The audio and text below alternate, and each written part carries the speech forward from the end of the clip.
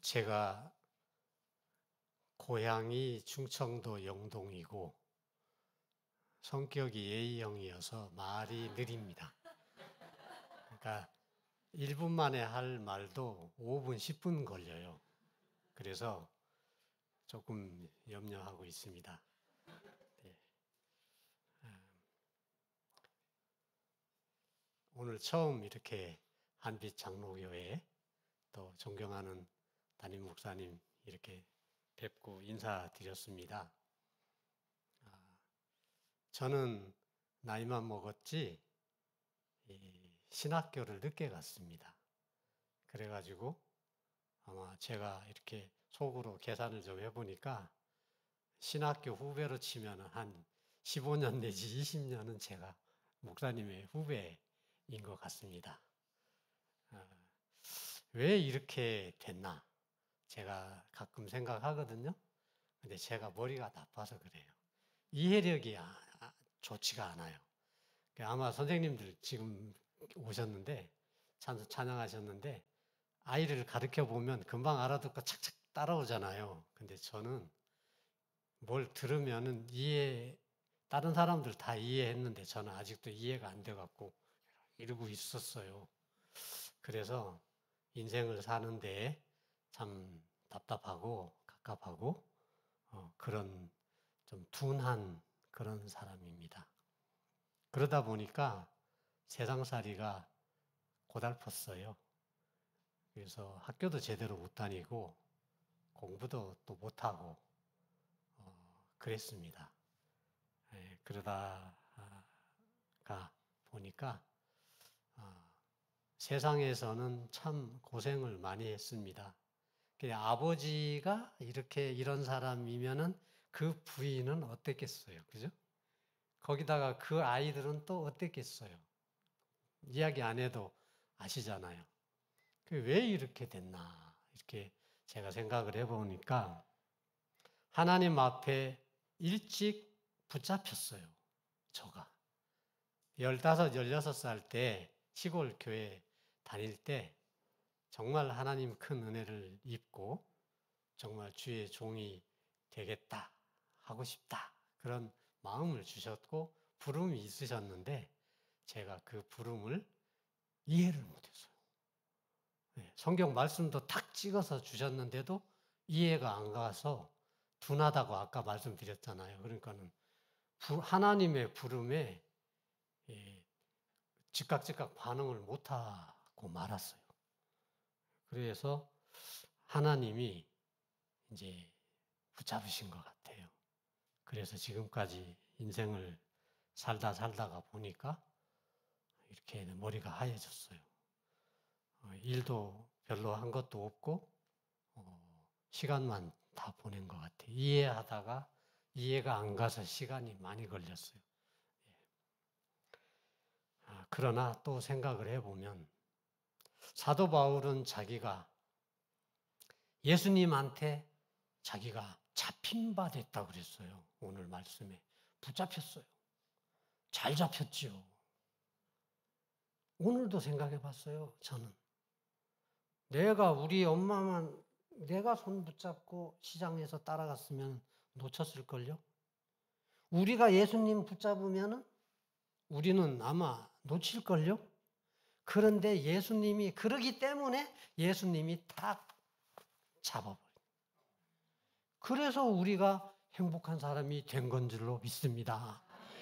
예수님이 우리를 붙잡았기 때문에 오늘도 하나님 앞에 나와서 예배를 드리는 거지요. 하나님 왜 붙잡았대요? 아무 이유 없이 붙잡은 건 아닐 건데, 그죠? 근데 우리가 인생을 살다가 보면 잘못하는 것도 많고 죄도 짓고 실수도 하고 이러고 살면서 상처를 주고받고 살면서 이렇게 사니까 사는 게 어렵잖아요. 그러다 보니까는 자꾸 사람인지라 우리는 지나간 일, 옛날 일, 잘못됐던 것, 심지어는 아이고 내가 어렸을 때 첫사랑 그 여자애한테 사랑한다고 말해갖고 탁 했으면은 행복한 인생을 살았을 텐데 이런 지나간 쓸데없는 것들을 우리가 많이 생각을 하고 살더라고요. 그러니까는 하나님은 우리를 붙잡으실 때 뒤의 것은, 지나간 것은 잊어버려라. 내가 잊어버렸는데 너는 왜 안 잊어버리냐? 그러시는 말씀이 저한테 막 책망으로 오시더라고요.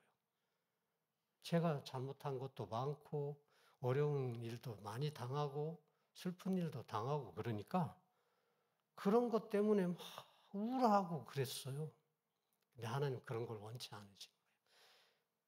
사도 바울도 지나간 일들에 대해서 자기가 잊어버리고 오직 예수님이 붙잡으신 그것, 목적, 사명, 그것을 위에서 부르신 부름이라고 표현을 했어요. 밑에서 부른 거예요. 옆에서 부른 게 아니고 사람이 부른 게 아니고 세상이 부른 게 아니고 하늘의 위에서 우리를 부르신 부름이 있다는 거예요. 목사님도 그 부름을 받으셔서 한빛 장로교회로 섬기시는 거예요. 저도 생각해 보니까 잡혔기 때문에 그 부르신 부름을 이제서 조금 이해하면서 받들으려고 네팔에서 살아가고 있는 겁니다. 우리는 그렇게 위에서 부르신 부름, 사명, 소명을 받고 예수님에게 붙잡힌 줄로 믿습니다. 저는 신학교도 늦게 가니까 어디 가든지 제일 꼴찌예요. 선교사 훈련 갔을 때도 꼴찌. 그 꼴찌로 하다 보니까 제 마음에서 그래, 늦었으니까 한 번밖에 기회가 없으니까 잘하려고 해보자. 그 마음이 있습니다. 네팔이라는 나라에 선교사로 갔어요. 저는 지금도 영어를 못해요. 그래서 네팔은 가난한 나라인데 사립학교는 영어로 수업을 해요. 공립학교는 네팔말로 수업을 해요. 그러니까는 가난한 사람 아버지 엄마들은 애들을 공립학교에 싼 데 보내고 사립학교는 조금 비싼데 거기를 보내니까 아이들이 두 종류, 두 부류가 되는 거예요. 그래서는 은행이나 어디나 다니면서 뭐 하다 보면은 이렇게 보면은 외국인인 줄 알잖아요? 그럼 외국인이면은 대번에 영어로 왈왈왈왈 해요. 그러면 제가 영어를 못 알아들으니까 미안한데 그냥 우리 네팔말로 해요.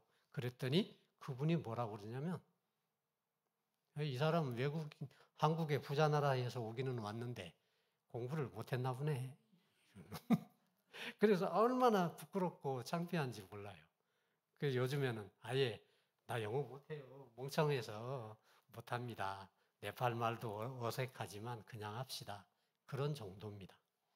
네팔에 가서 선교사님들을 보니까 교육가는 교육 선교를 하시고 의사는 의사 하시고 뭐 이렇게 비전대로 막 자기 경험대로 잘하는데 저는 잘하는 게 없어요. 겨우 한다는 게 제일 좋고 제일 하기 쉬운 게 성경 읽고 기도하는 거예요. 돈도 안 들어요. 그래서 성경을 읽고 기도하고 성경도 뺏겨서 쓰고 뭐 이런 갑갑한 짓을 해요, 제가. 그런데 그게 좋으니까 그래서 그렇게 하는 선교사님 있나 봤더니 다 멋지게 신학교도 하시고 교회도 세우시고 막 하시는데 성경 읽자고 하는 목사님, 선교사님이 안 계시길래 제가 이제 성경 읽는 나도 좋고 네팔말 공부도 되고 그러니까 성경 읽는 사역을 하고 싶다. 이래가지고 이제 조그마한 장소를 구해서 네팔 청년들한테 성경 읽읍시다. 오세요. 그랬어요. 그랬더니 이제 누구누구 소개받아가지고 한국 선교사님들이 거기 성경 읽기 하는 선교사 생겼으니까 갔다 와. 이래가지고 우리 센터에 청년들이 와서 같이 네팔 말로 성경을 읽는데 제가 성경 읽는 센터 원장이랍시고 리더잖아요. 그러니까 어디 서서 해야 돼요? 성경 읽을 때? 네팔 말도 못하는데 여기 서 있어야 되는 거예요. 난감하잖아요. 그런데 딱 옛날에 성경 통독 집회 뭐 이런 데 막 쫓아다니던 기억이 탁 나서 이랬어요. 우리 성경 읽기를 열심히 합시다. 오늘은 첫날이니까 마태복음 피세요. 이래갖고 마태복음 1장 1절에서부터 읽어서 다 같이 시작! 그러면은 읽어서 맨 마지막 절을 다 읽은 다음에는 아멘 하세요. 이런 말은 네팔말 쉬워요. 그래서 했어. 그러니까는 저는 마태복음을 딱 폈는데 제 눈에는 이게 외국어기 때문에 안 보이는 거예요.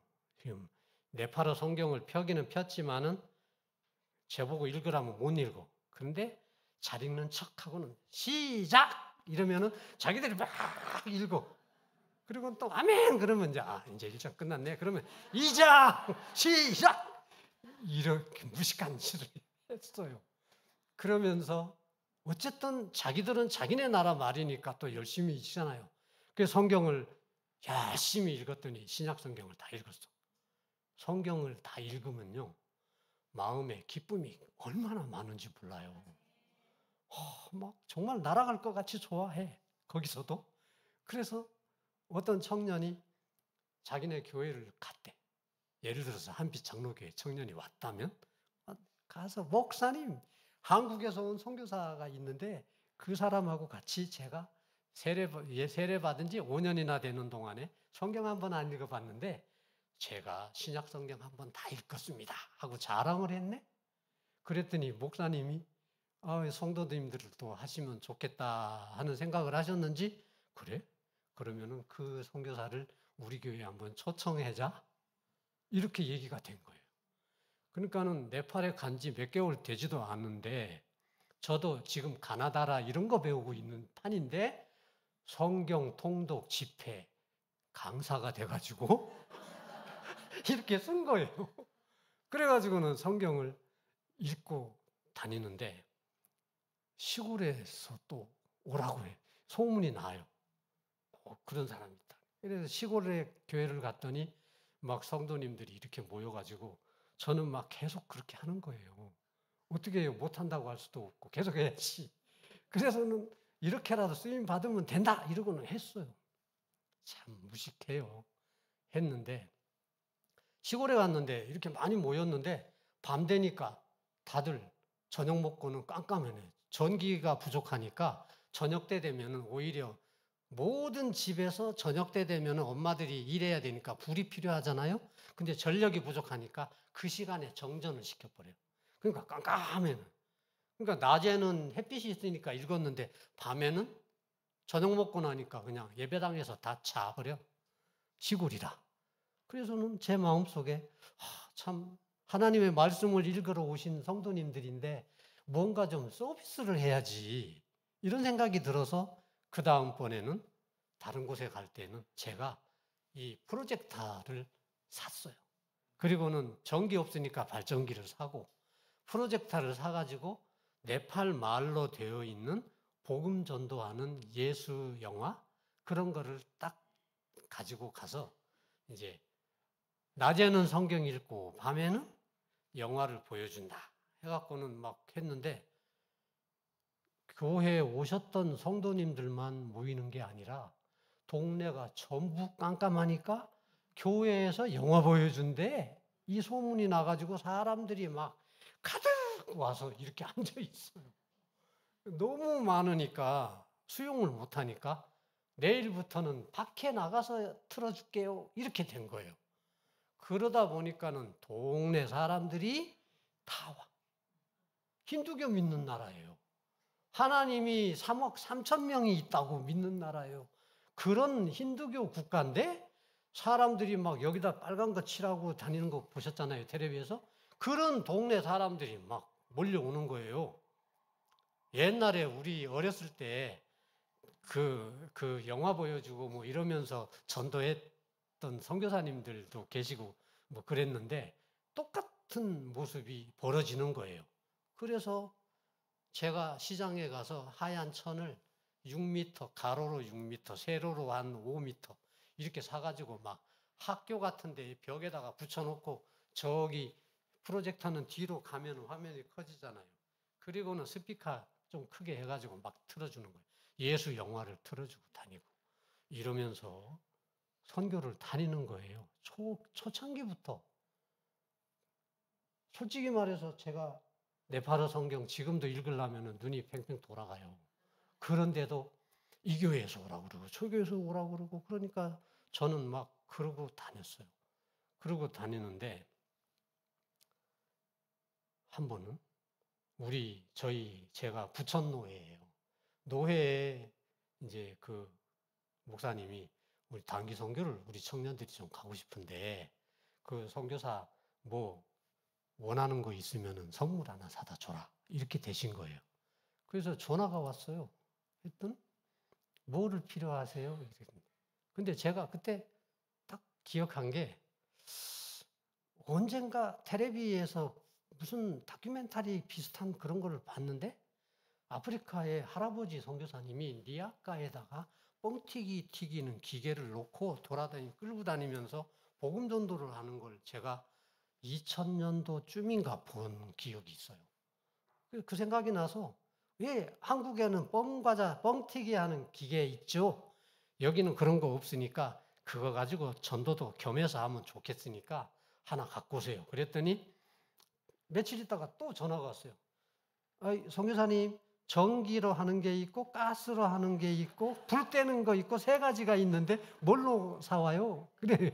보니까는 우리는 전기도 없고 가스는 비싸고 그러니까 나무 짜게 가지고 불 태우는 걸로 사오세요. 그랬더니 이분들이 진짜로 샀어.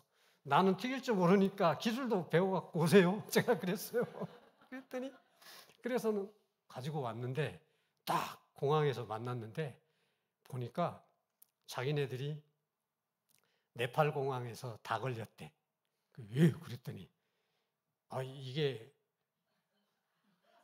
그것이 하도 무거워서 분해를 했는데 어떤 거는 가운데가 동그랗게 구멍이 뚫어져 갖고 이렇게 대포처럼 생긴 걸 그냥 이민 가방에다가 넣어 갖고 온 거예요. 막 분해해 가지고 그랬더니 무기를 가져온 건 줄 알고 공항에서 잡혀가지고 니네들 뭐야 이렇게 됐대. 그래서 말도 안 되는데 해가지고는 갖고 나왔더라고요. 또 그래서는 그걸 조립해갖고 그 팀이랑 같이 다니면서 또 선교를 또 같이 합시다 이렇게 했어요. 그래서는 교회에서는 신약 성경을 통독을 하고 그리고는 저는 팀들이 왔으니까 동네에 좋은 자리 딱 보면은 알아요. 이제 어디 가면은 사람이 많이 모이는지 그렇게 해가지고는 그 스크린도 막 서커스단처럼 막 이 뭐라고 그럴까 그 어디 붙이고 이런 게 어려우니까 뭘 막 이 철봉으로 연결해가지고는 딱 세워갖고 줄로 막 잡아 당기고 막 해갖고는 서커스단 이 세운 것처럼 크게 해가지고 그걸 세워놓고는 그 앞에 그 우리 천막을 쫙 깔아놓고 가운데에다가 딱 이 뻥튀기 기계를 놨어. 그리고는 이제 불 피우는 거예요. 불 피우는 거. 그래갖고 깡냉이는 많으니까 강냉이 넣어가지고 막 돌리면서 막 해보는데 사람들이 이게 뭐야? 그러면서 막 하는 거예요. 그래서 이게 기압이 올라가면 이거 뻥튀기 해야 되는데 사람들이 막 바로 돌리는 바로 옆에까지 막 밀고 들어와요. 약장사 온 거니까. 아유, 그래가지고 골치가 아프네. 그래서 저리 가세요. 멀리 가세요. 이거 소리 납니다. 놀랍니다. 이렇게 해도 안 들어, 말을. 그러니까 할 수 없다. 에이, 처음에는 그냥 튀기자. 해갖고는 튀깁니다. 하면서 뻥! 하니까 막 얼마나 놀래. 아이고. 그런 일이 있어요. 그리고는 그 다음번에는 이게 사람들이 그래서 이제 줄 쳤어. 줄을 쳤어.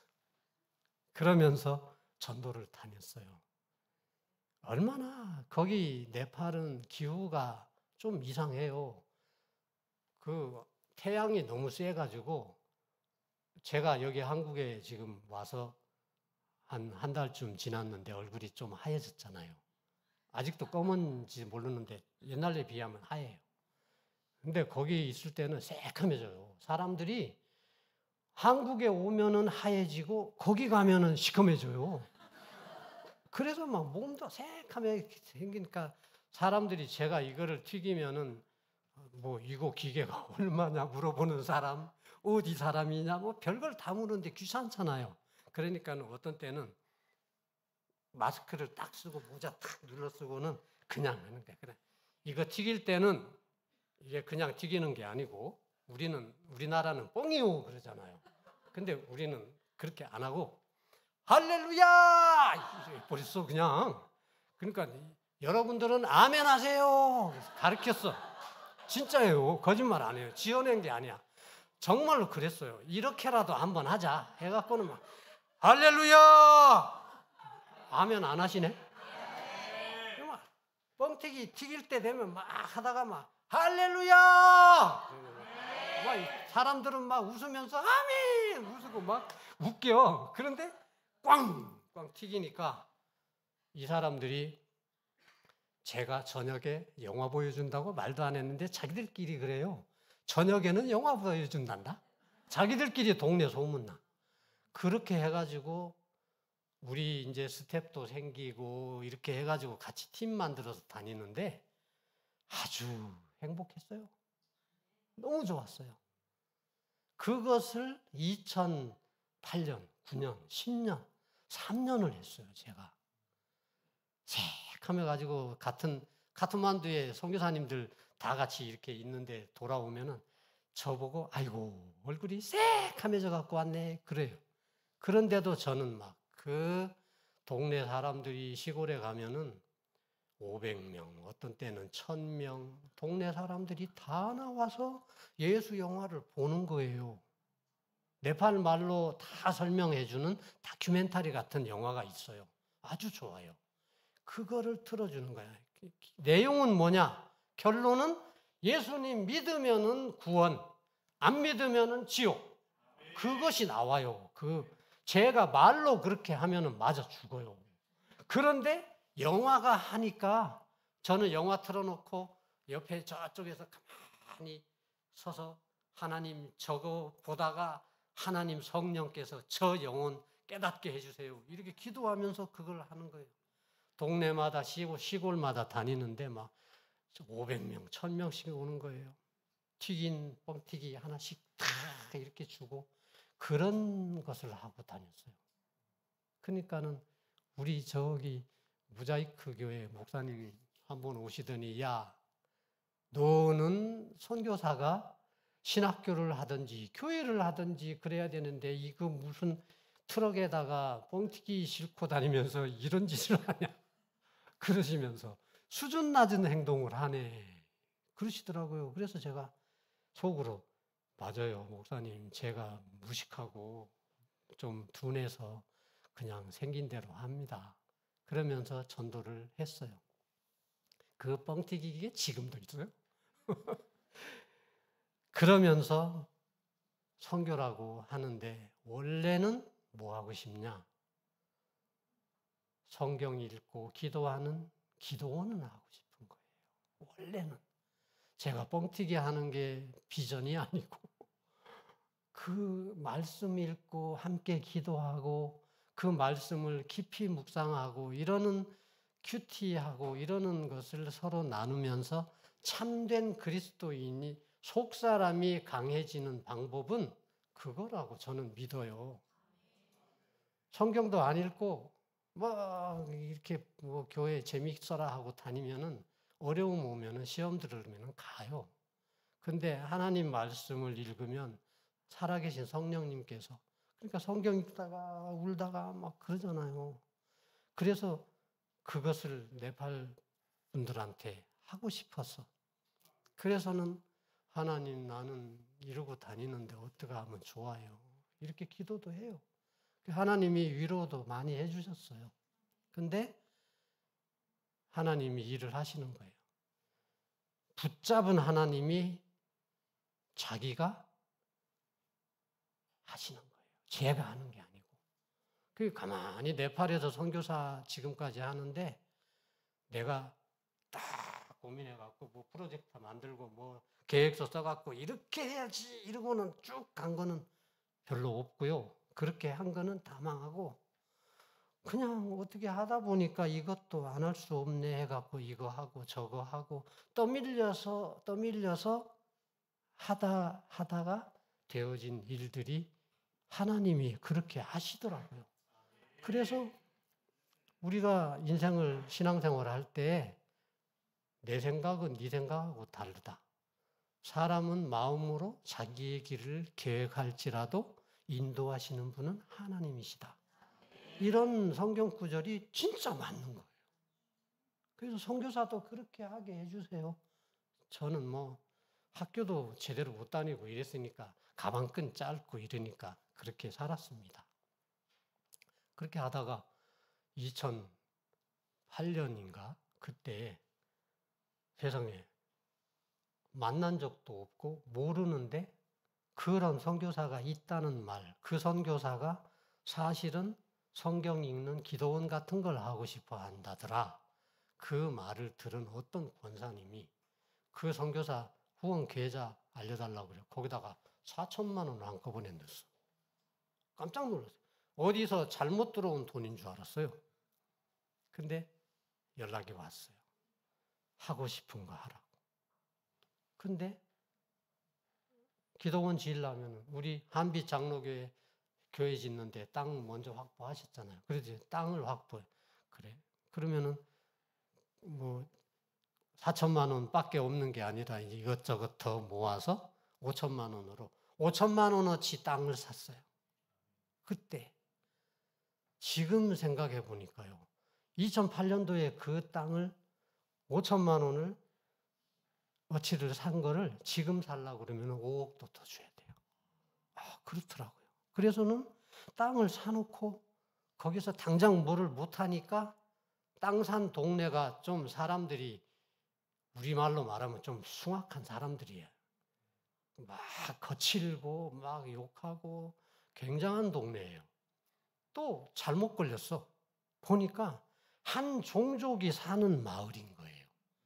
그러니까 우리 여기 귀촌인가 귀농 갔다가 실패한 분들이 텃세 때문에 괴로웠다. 그 소리를 들었는데 제가 네팔에서 외국 사람이 그렇게 하니까 텃세를 얼마나 당했겠어요. 그러니까는 땅만 사놓고는 꼼짝 못하고 뻥튀기하고 돌아다니면서 울었어요. 그렇잖아요. 속상하니까. 그렇게 하는데 나중에 어떻게 하면 하나님 저 자리에 들어가서 기도원을 할 수 있겠습니까? 지금 마을에서는 외국인이 기독교인 한국 사람이 샀다는데 우리 동네에다가 기독교 시설을 지으려고 큰 땅을 샀다. 그러니까 차가 못 들어가게 막아라. 이래가지고 땅을 팠어. 도자로. 그러니까는 공사도 못해요. 돈도 없지만. 그러니까는 엉뚱한 시간을 보내면서 기도를 시키시는 거지. 하나님이 기도를 들으시려고 저한테 애를 먹이셨어. 생각해 보니까. 제가 그 트럭에다가 그렇게 하고 그 장사꾼처럼 하고 다니면서 얼마나 기도를 많이 했겠습니까? 그렇게 해서 그곳에 이제 들어가게 되는 때가 2010년에 들어갈 수 있는 기회가 생겼어요. 그게 뭐냐면 또 아는 어떤 장로님이 5천만 원을 대줄 테니까 한번 이걸로 땡이다. 그러니까 이거를 받아가지고 당신이 하고 싶은 일을 해라. 근데 그때 제가 성경을 읽는데 날마다 눈에 들어오는 게 악한 자라도 자기 자식에게는 좋은 것을 줄 줄 알거든 하물며 하나님 아버지께서 우리에게 좋은 걸 주지 않겠느냐. 걱정하지 말라, 염려하지 말라 막 이런 성경 구절인데 악한 사람이라도 자기 자식은 이뻐한다. 이것이 딱 들어오는 거예요. 그러면 하나님 그 땅에 건축을 하고 하려면 이 동네 사람들한테 제가 인심을 얻어야 되는데 인심을 얻으려니까 뭐를 해요? 이 동네 사람들이 좀 거친 사람들인데 아이들을 좀 도와주자. 어린이 센터를 해가지고 이 5천만 원으로 교육으로 아이들을 방과후 학교를 해주자. 이래가지고는 멀쩡한 자기 땅 놔두고 남의 집을 빌려가지고요. 속쓰리지. 그래도 했어요. 거기다가 해놓고 동네 아이들을 그때부터 품에 안았어요. 그 어린 것들. 그 시골 동네라 어디 갈 데도 없어요, 애들이. 놀러 갈 데가 없어. 그런데 놀러 갈 데가 생긴 거예요. 태권도 배우지, 한글 가르치지, 영어 가르치지, 음악 가르치지. 근데 우리 거기에 가르치는 선생님들을 채용을 할 때 전부 교회 다니는 분들로만 채용했더니 얼마나 재밌는 일이 벌어지냐. 음악 시간에 뭐 가르치냐? 찬송가 가르쳐. 제가 가르치면은 쫓겨나요. 근데 자기들끼리 그렇게 하는 거예요. 그리고는 한 1년을 하니까 동네 사람들이 참 이 한국 사람 좋은 사람이네. 그렇게. 그래서 동네 사람들이 거기서 저를 되게 이뻐했어요. 그 2011년에 제가 이제 인간의 생각이 거기서 나온 거예요. 하나님, 이제 인심을 얻었으니까 전략대로, 계획대로 제가 이제는 한국의 우리 교단, 교회한테 이제는 무르익었으니까 제가 기도원 건축을 하러 갈 테니까 건축원금 주세요! 이러고는 막 선교 편지에다가 노골적으로 써가지고 보내놓고 한국을 탁 나오는 거예요. 근데 2011년이었는데 한국을 탁 나오는데 그때 저희가 저희 아들이 군대를 가려고 학원 선생하면서 군대를 가려고 있던 아들이 있는데 그 외국에서 공부도 좀 하고 이래가지고 저랑 만난 지가 3년이나 안 만났어요. 그래서는 아들도 볼 겸 모금도 하러 갈 겸 제 아내하고 둘이서 기분 좋게 가자 이러고는 한국 오는 비행기를 타고 우리 아들한테 야 이제 간다. 아빠랑 3년 만에 너무 좋았어 서로. 그런데 너가 뭐 밤에 뭐 10시 넘어야 학원 끝난다며 그냥 네 숙소에서 그냥 있어. 공항 올 거 없어. 그냥 우리가 갈게. 그런데 아니지. 아버지를 안 본 지가 3년인데 내가 가야지. 이렇게 해갖고는 그놈이 나온다고 그러는 거예요. 그래서는 그래 그러라 그러면. 그래서는 비행기를 타고 다 왔어요. 근데 안 나왔네. 그래서 제가 에이 그럼 그렇지. 자식이 자는가 보다. 집에서 자나 보다. 이랬어요. 그래도 또 온다고 했으니까는 금방 갈 수는 없잖아요. 그래서 5분 기다려, 10분 기다려, 30분 기다려도 얘가 안 오네. 이상하다. 전화를 했어요. 안 봐도. 이래가지고는 이제 성질이 탁 났어요. 성질이 났어.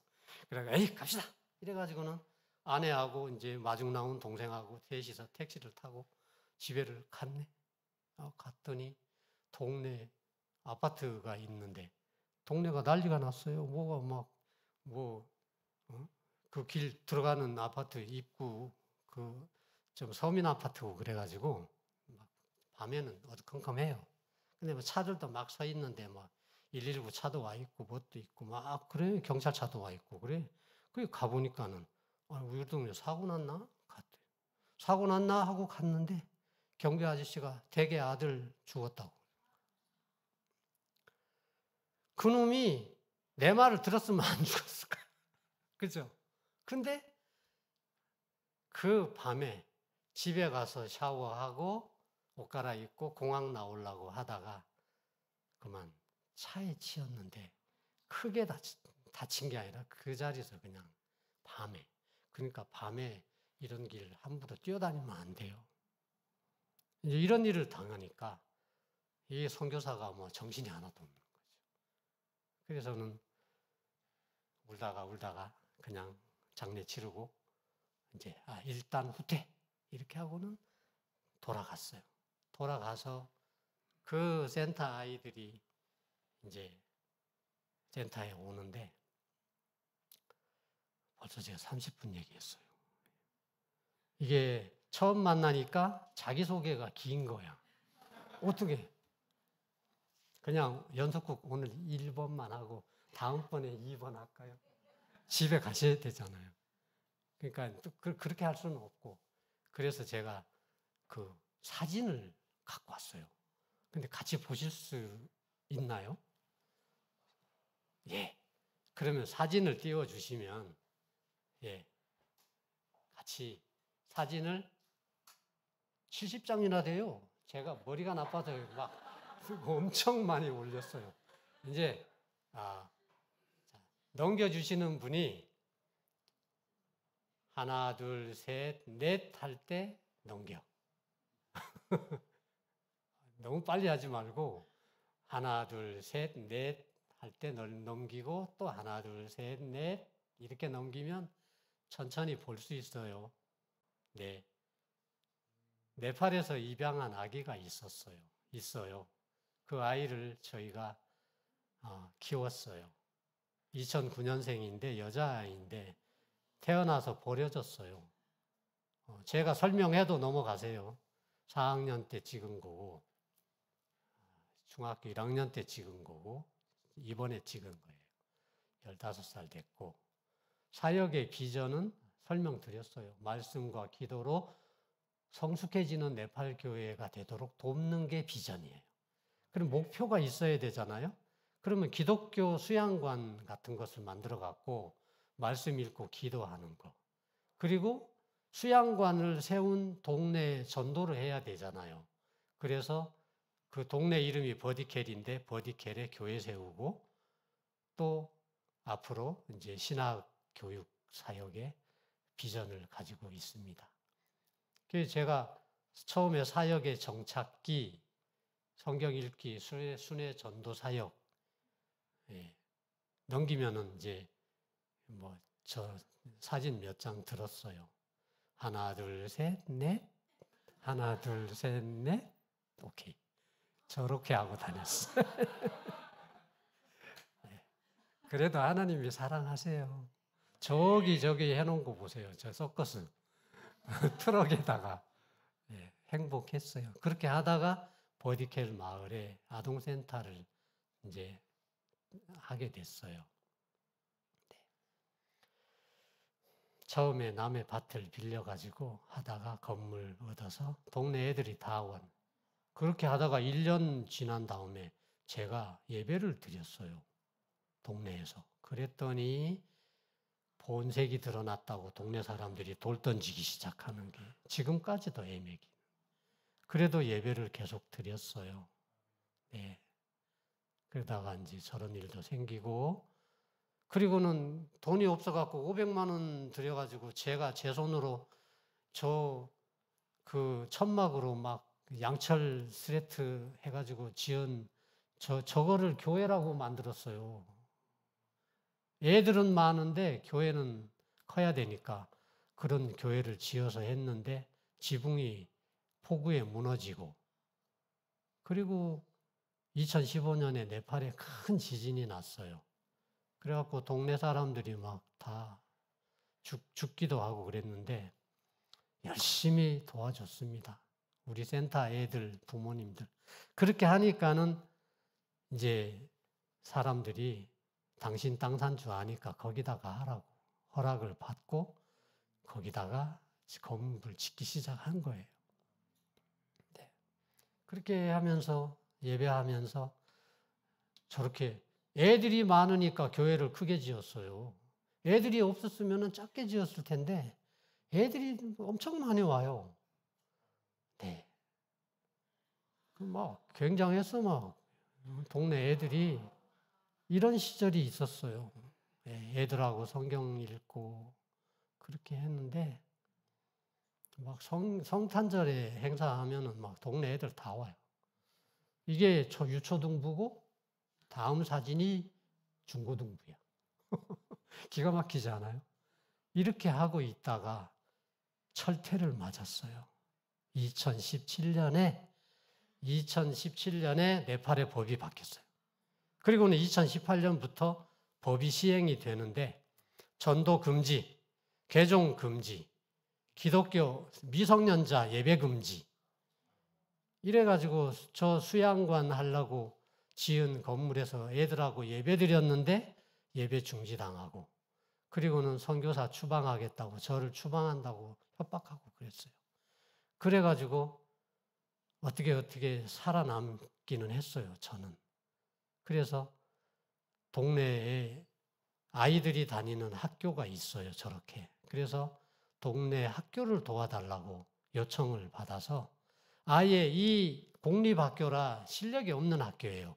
그래도 학교의 퀄리티를 좋게 해주려고 전용 노트를 디자인해가지고 이렇게 인쇄를 했어요. 앞면, 뒷면. 이렇게 해가지고 350명 학생들한테 나눠주고 또 체육복도 해달라고 그래서 100벌 해주고 그러면서 저러면서 하다 보니까는 성탄절 날에는 식빵을 350 덩어리를 사요, 제가. 그래갖고 그걸 막 한 차 싣고 가서 나눠주고. 그러는데 이 예배 중지 당하고 어찌 됐습니까? 마을에 마침 교회가 하나 있었어요. 우리 뒤에 저 집을 어설프게 지어가지고 교회라고 지었어. 그래갖고 이 교회를 하는 목사님이 있었는데 코로나 때 문 딱 닫더니 자기 이제 늙어서 교회를 못한다고 이거 코리안 썰이 살라면 사라고 이래가지고 요즘에 저 건물을 매매를 준비하고 있습니다. 그리고는 외국인 선교사가 못 나서니까 저희 빠꾸를 한번 해보세요. 저 목사님, 저하고 12년 동안 같이 친구로 나이는 저보다 엄청 어린데 지금 51살인가 그래요. 저 목사님, 모자 쓴 목사님이 아들 하나 있고 사모님, 인도 사람이요, 사모님. 근데 요 부부가 브라만 계급이에요. 그래가지고는 최고의 그 카스트가 높은 사람인데 이분이 여기 양평의 아세아 연합신학대학교에 유학 와가지고 거기서 석사학위를 받은 분이에요. 그런데 이분이 이제 네팔에서 어떻게 보면은 저는 이제 늦게 출발했지만 저보다도 신대원을 먼저 다녔어요. 그래갖고는 이분이 네팔에서 사역을 잘하고 있는데 제가 어떻게 했어요? 꼬셨죠. 야, 같이 하자고. 막 그래갖고 요즘에 요 대한신학 대학원 대학교에 박사학위 받으러 와서 지금 공부하고 있습니다. 저렇게 생겼습니다, 목사님. 네. 한번 목사님한테 소개해 드리려고요. 예. 이제 빨리 갑시다. 예. 예. 그냥 넘기세요. 그래서 그 교회가 조그만한데 이 교회를 이제 해서 어른 예배를 저희가 다시 시작하려고 하고 있습니다. 네. 수양관은 어떻게 했냐? 좀 바꿔 한번 해보세요. 일반 숙박업 갈멜 호텔로 사업을 허가를 받았어요. 외국인 투자 법인이기 때문에 제가 이걸로 갈멜 호텔로 비자도 받아요. 비즈니스 비자. 그러면서 세상 손님은 안 받아. 술 먹고 담배 피는 사람 우리한테는 안 통해. 그리고 뭐 여자 데리고 오는 사람도 안 돼. 그래가지고는 우리는 네팔의 교회, 기관들, 신학교 이런 분들이 와서 세미나하고 집회하는 장소로 쓰임을 받는 거예요. 이렇게 하니까 오해도 많이 받아요. 아니 한국에서 선교사가 헌금 받아갖고 건물 지어서 우리를 상대로 장사를 해서 돈을 번다. 이렇게 또 얘기를 하면서 뒤에서 저를 나쁘다고 하는 분도 있더라고요. 그래서 제가 그랬습니다. 속으로만 내가 아들이 있냐 이 사람아? 내가 딸이 있냐? 물려줄 혈족이 없다. 그러면 이 수양관 이제 넘겨봐요. 이 수양관을 삽으로 떠가지고 한국으로 갖고 와요? 제가? 아니잖아요. 헌금으로 한 건데 이거는 하나님의 목적에 따라서 쓰임받으면 되는 거예요. 그렇게 해서 준비하면서 수양관은 기독교인들이 와서 사용하는 좋은 센터로 지금 운영을 하고 있습니다. 그랬더니 수양관이 멋지잖아요. 저희 예배당이 공장 같은 거를 중천장도 해가지고 잘했어요. 이렇게 하니까 신학교가 와가지고 졸업식도 하고 가고 그래요. 그러면서 저는 갑부가 됐어요. 갑부. 저보고 가부라 그래요, 사람들이. 아무튼 하나님은 부자시고 저야 쓰임 받다가 귀국하면 끝이죠. 이렇게 해가지고 쓰임 받고 있습니다. 네, 기도 제목. 예. 선교사의 영육간의 강건함과 저희 키우는 아기 안나 교육을 위해서 기도해 주시고요.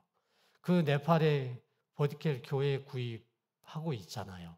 마무리 잘하게 해달라고 기도해 주시고, 교회가 신학생을 기르는 역할, 비전을 제가 갖고 있어요. 이 마을이 한 종족의 마을이라서 이 교회가 신학교까지 하면 우리 아이들 중에서 목사가 나오지 않겠어요? 그러면은 저는 할렐루야 하고 나오면 되죠. 네팔 교계를 섬기는 호텔, 네. 버디켈 교회와 신학교를 돕는 호텔, 이런 걸로 운영을 지금 해 나가고 있습니다.